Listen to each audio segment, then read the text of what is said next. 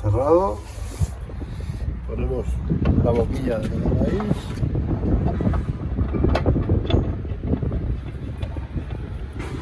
Y apretamos.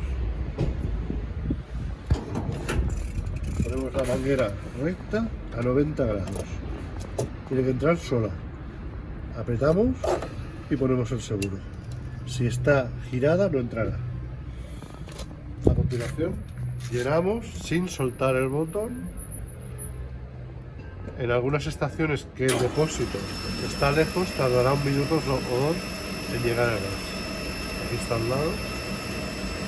Cuando ya está lleno hará un clon, parará y esto de aquí irá muy lento. Intentará meter pero no podrá. Entonces hay que soltar el botón.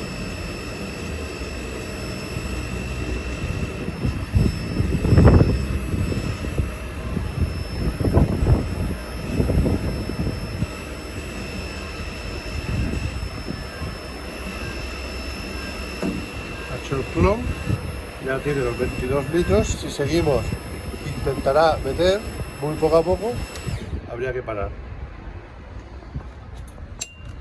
Para vaciar, apretamos la negra y aguantamos fuerte porque hace un poquito de retroceso el gas que hay aquí comprimido. Sacamos la rosca